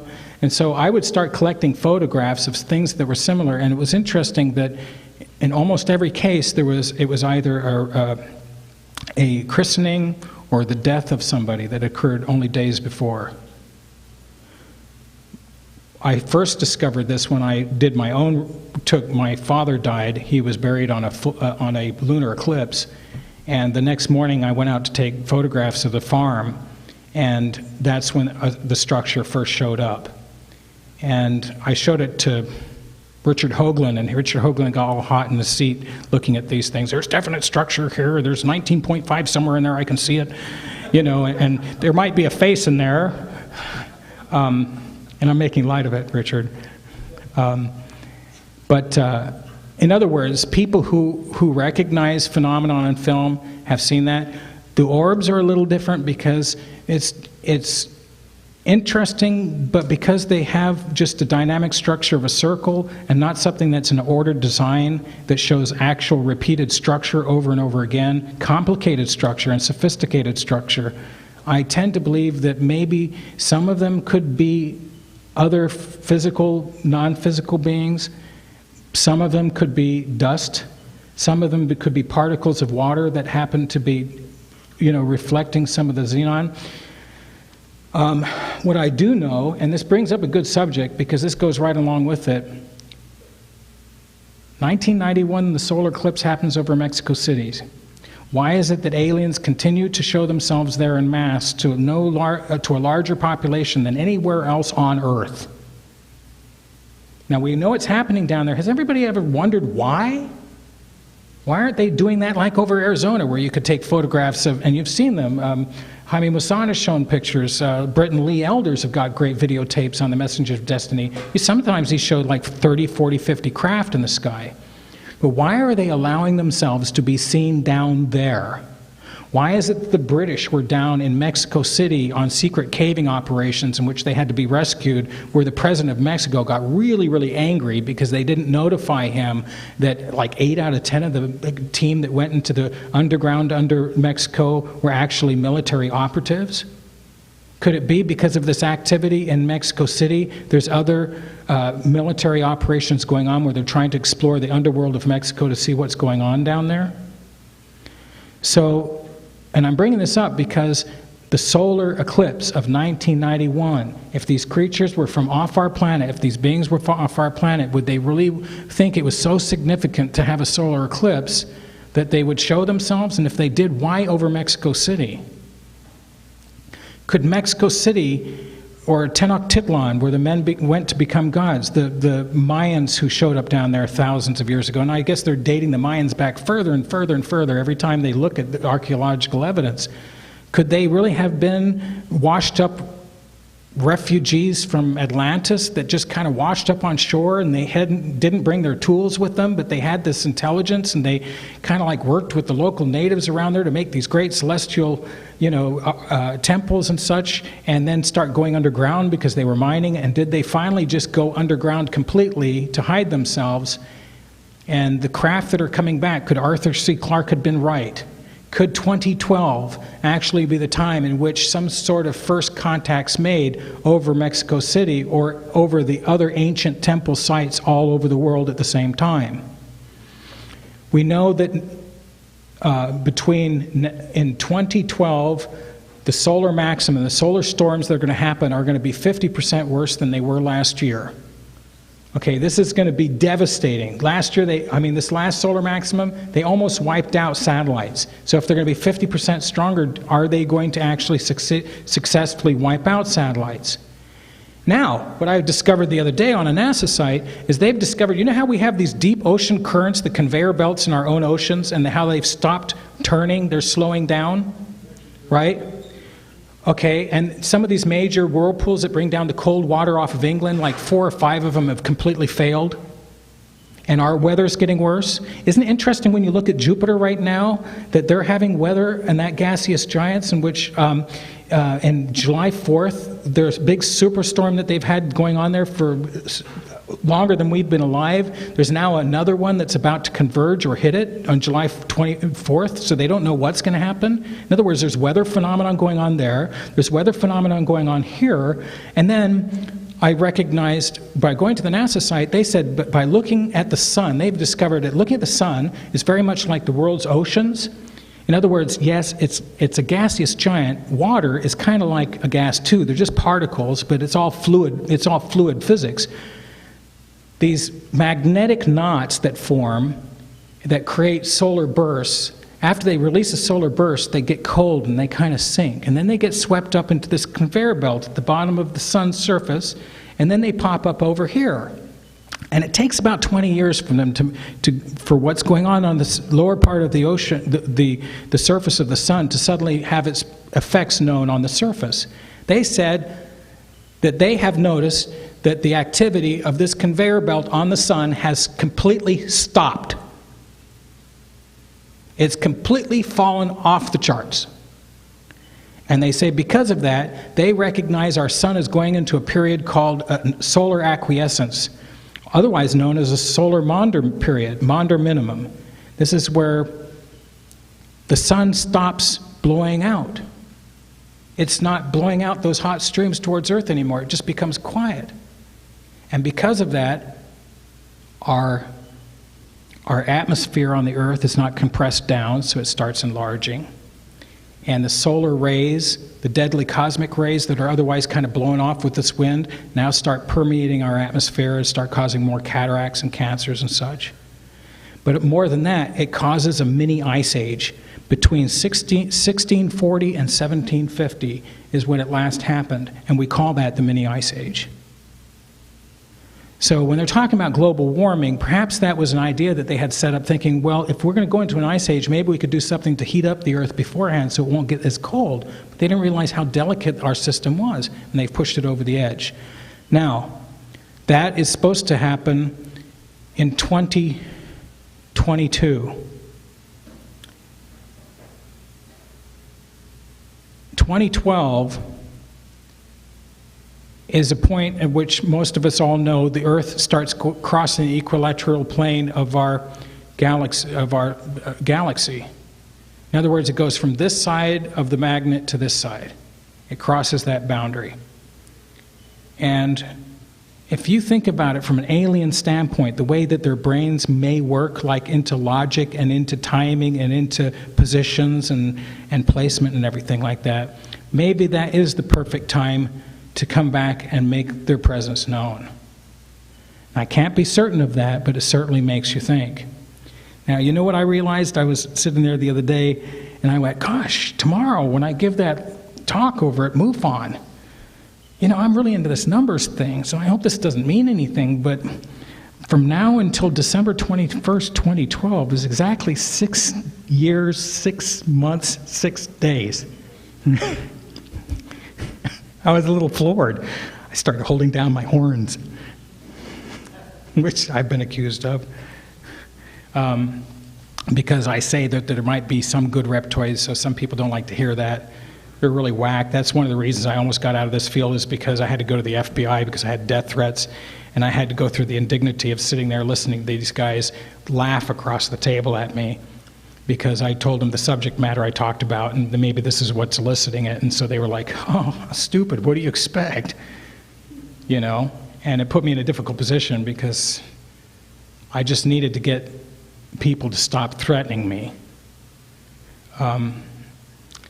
And so I guess the bottom line here is that you have a convergence of these things happening. The transition of Venus across when it comes between the sun and the earth, and how it happens so few times, and how Venus is associated in Christian with Jesus, with Lucifer. Remember, Lucifer was a good angel. Lucifer is the Latin derivative of carrier of light. Fere, carrier, luce, which means light. We have the associations with Jesus, with Venus. Venus descends across the horizon and comes up 3 days later, so it's the descending into hell and rising again on the third day, which is exactly what Quetzalcoatl was said to have done. We have heightened activity over Mexico City. It's also heightened, by the way, in areas like Arizona, because the ancient Egyptians that were like dealing drugs in ancient times, and they were, because the German scientists found that processed cocaine and marijuana and tobacco in the bloodstreams of 8 of these mummies in Egypt. It undeniably shows that there was trade with the ancient worlds over here. I don't care what archaeological evidence, you have DNA evidence at that point. So, and it can't grow, you can't grow that kind of high-level grade cocaine except if in Peru. There's nowhere else in the world you can get it. But when you see that the word Amazon is mother, zon, and then you see Arazon, Arizona, father, son, mother nature, green, father, desert, hot. You see the things, the UFO activity taking place over Phoenix. Phoenix is important because even before they settled there, they found the huge etchings of the phoenix bird in the sand. The phoenix rises out of the ashes, and the phoenix was the first bird of the American symbols and such, so on and so on and so on. You start seeing these symbolisms more or less start converging. In 2012 is the year of the serpent. 2013, the transition point, is the year of the dragon, or vice versa. I have to look at my notes, and I don't want to interrupt myself. Pardon me? 2012 is the dragon, and then the serpent. So you see a transformation again there from dragon to serpent at a critical time in human history. Now, when looking back at Mexican mythology and seeing what's going on down there, and knowing that there's no other place on Earth has as much of a variety as reptilian life than Mexico and that part of the Americas. And when you see where we are now with our naval fleet underneath the banner of the Don't Tread on Me Serpent, replacing our own Union Jack, you see all these things come together, and then you start realizing, well, wait a minute, maybe there is something more to this. It's beyond coincidence. You can have all of these things start happening now. Now, who are the people they're having contact with? The majority of the people they're having contact with, not all, but a good majority, are people with Rh negative blood, which make up about 5 to 10% of the global population. Their ancestors have been traced back to the areas of Ireland, Scotland, England, Scandinavia, all the way back into the Basque country, where the geneticist Carlos Sforzi estimated that they were at once 50% Rh negative in that region. Rh negative blood has to do with the mutation on the surface of the cell that's very unique. And Edgar Casey had mentioned in some of his readings that this being that he was channeling or whatever had said that some of the Atlanteans had come up and they were going to supplant themselves in the area of the Basque country and also in Egypt and also down in Morocco. And just recently we found out through genetic tracing that there's a strong connection between the Basques and the northern Moroccans. So you start seeing even these great prophets, things that they started saying are now we're starting scientifically to find out, well, maybe these things really are kind of connected. That's really weird how he came up with it. Some of the things that these people that are having reptilian contact undergo, they go through the classic 7 stages of grief because they feel that there's a death to their observations or the relationship with reality as they know it. They often undergo a dietary change. They tend to be a little bit more alkaline than acidic in the foods that they eat.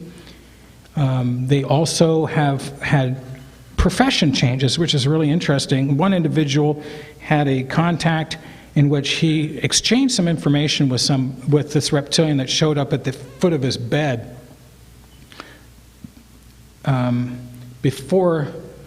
The night before, his wife woke up and she had a needle mark in her arm. Turned to find out she's Rh negative, and her daughter that lived over 1,000 miles away on the very same night had blood taken from her. And this reptoid that showed up in his bed, apparently he didn't find this out until like 2 or 3 years ago, and this was back in '79 when it occurred, that the woman that was sleeping in a sleeping bag in the bed that saw the reptilian's foot walk past her that screamed actually entertained some sort of communication with that being. And she didn't know this until years later, to where she felt like there was a psychic thing that occurred where she was gifted with the psychic stuff. And she ended up being a high-level employee with the state of California with their mental illness health departments. When he had this communication, the next day he woke up and he knew he had to get down to a laser school. And when he went down there, they said, well, you're interested in lasers? They said, yeah. And he says, well, it takes like 2 years to study the material. Here are all the books. And he goes, I want the test now. He was given the test. He passed the test. He was put into the class. When they looked into his background, recognized he did not have the scholastic education history to say that he had all this knowledge regarding lasers. He was out. Because they thought either he's a spy who's pretending to be stupid and just coming in to take our information, or maybe on some other levels the government knows that perhaps some of these contacts, even beyond reptoids, maybe with the Greys and such, they're actually using their human contacts as vehicles to go into different professions and find out different things and then report back to them or use them in some way. This gentleman actually felt very used afterwards. When he left the class, he said that he felt like something had used him, and he was angry about it, so he didn't want to look into it anymore. But he had this knowledge given to him that he didn't know where it came from, but he didn't want to do anything with it because he thought whoever came into the sanctuary of his own bedroom and did that to him isn't worth doing anything for in the first place, unless they ask permission. They ask permission, it's a different thing altogether. But then again, because it's like in that quagmire of are you dreaming or are you awake, how do we know we didn't give permission? They love to go after kids. You know why? Kids don't care. They give permission for everybody to play with. But from an alien standpoint, hey, we don't care. You gave us permission. Yeah, you were 3. You gave us permission. And so for the rest of their life, that person has contact. They don't think, oh, well, that child's not of age, not legally able to write a contract or anything like that. So there was a question back here as well. Go ahead. Yeah, just based on the information that you presented this evening, one could surmise that there, in the past, in ancient civilizations, there was a relationship, between humans and the reptoids, based on the artifacts and all the things that we collected. What, in your opinion, I guess, changed or went wrong as far as why would there all of a sudden have to be sort of secretive and take a different approach? Okay, let me just narrow this down for the sake of the camera, because I need to repeat the question back for who may not have picked it up. There appears to have been contact between humans and reptoids in the past, and so what changed that? Why all of a sudden was there not allowed to? Well, we always get, are being told, we couldn't handle this information if it would come out. But who keeps saying that?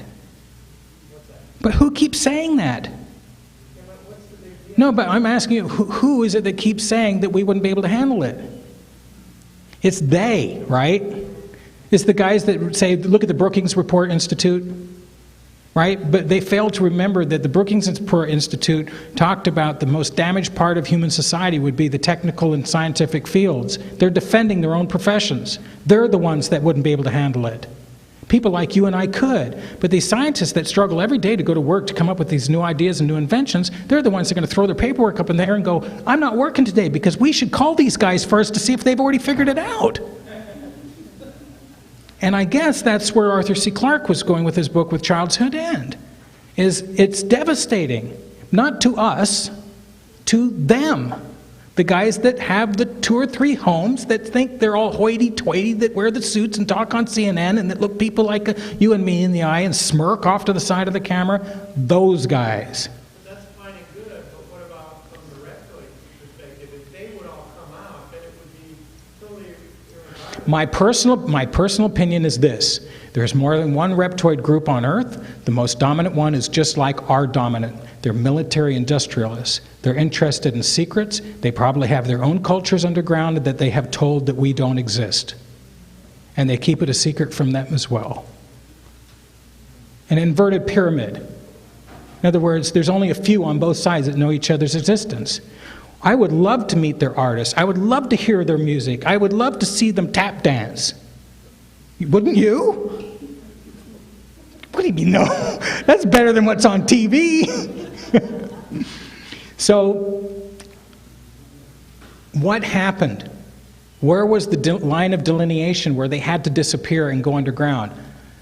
Some people say it's because there was a group that were here that left to go explore space. They're about to come back because they want to go to war against what we call the Elves, or the Elder race, which some people call the angels, because there was a war in heaven. And the thing is that these guys that we call angels aren't here physically anymore. They slipped into literally another dimension. But these guys coming back are looking for them physically here.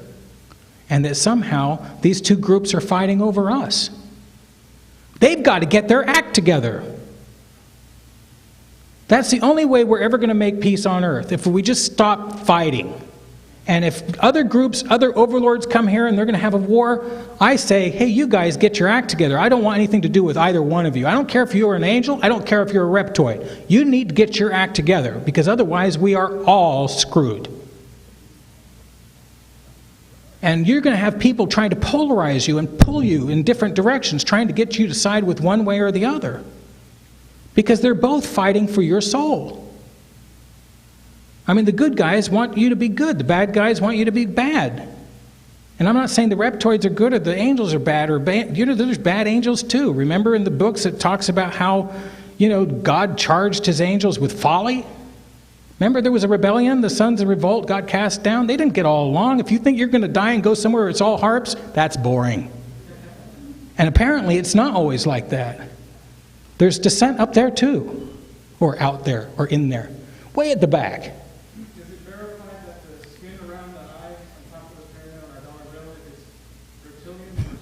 Yeah, I discovered that years ago, and it was so fun, because when I saw that, and I blew it up in a scanner, and I was sitting there thinking, am I allowed to scan American money? Because I heard these things about you're not allowed to do that, and I saw that thing with the cross-hatchings. It doesn't look like skin to me. It doesn't look like normal skin.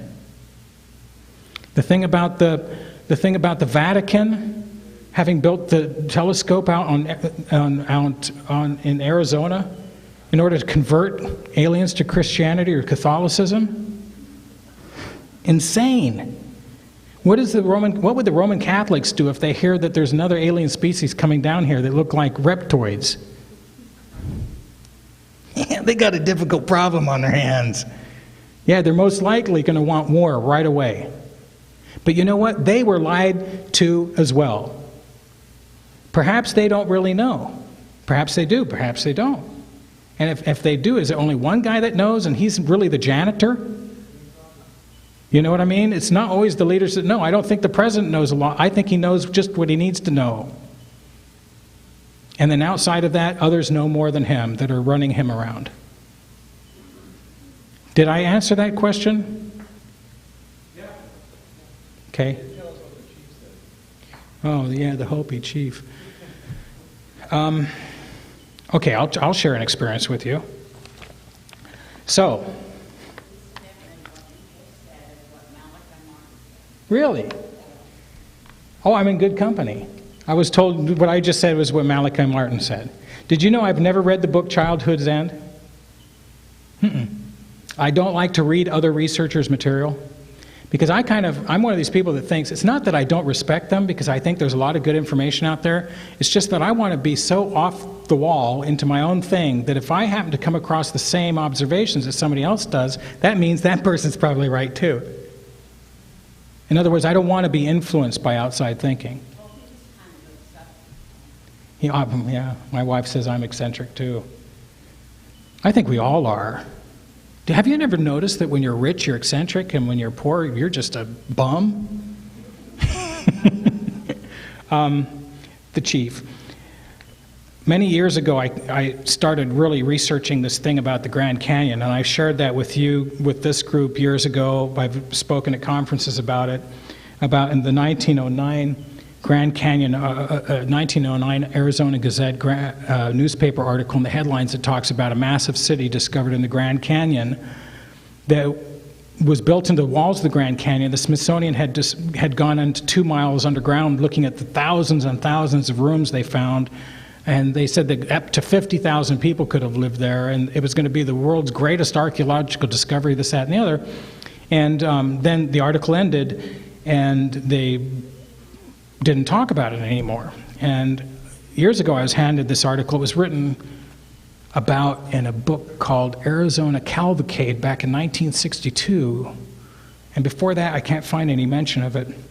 Anyway, I started researching it. I was actually going to the Grand Canyon and I didn't take paths. I just went over the edge with some friends and we were starting looking around. And in one incident, the gentleman I went with went into a diabetic shock and went into a coma. And I climbed out of the canyon with no water and I had to go get a helicopter, and they flew in and got him out. After he gets out of surgery, because he lost one of his organs because of this thing, he had a colostomy bag, so I don't know what that was attached to. We ended up going to the Hopi Indian Reservation, and we went onto the old Arabi village, which is this really old village, and I didn't know where I was, I didn't know anybody.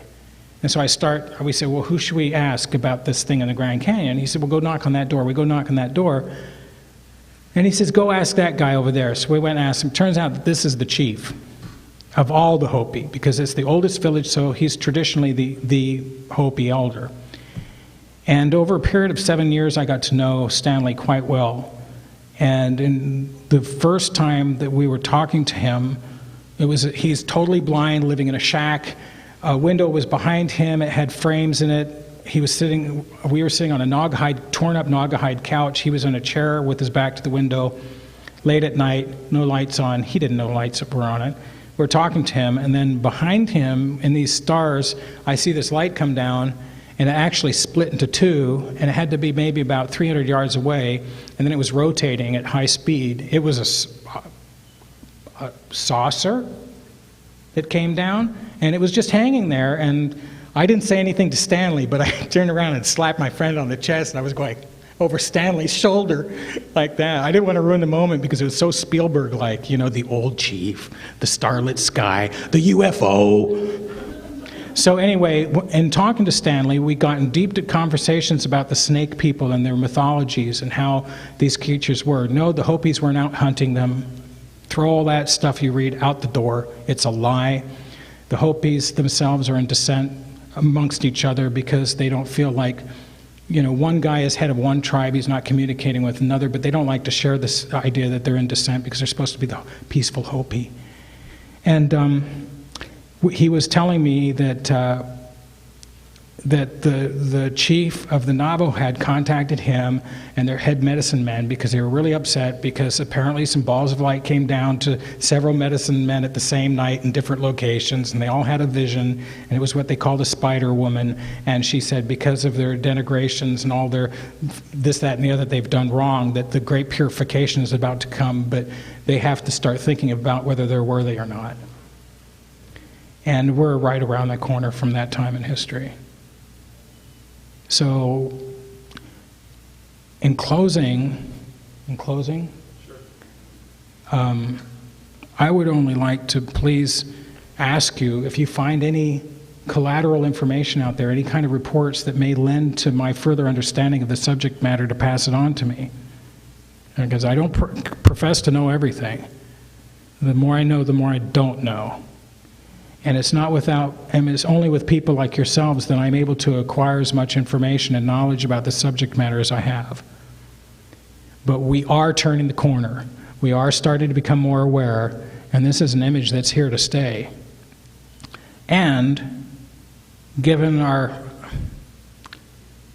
strange future that's ahead of us, I would definitely have to say that the symbol of transformation, it's about time for it to hit human consciousness and Earth itself. So thank you very much for having me here tonight. Thank you.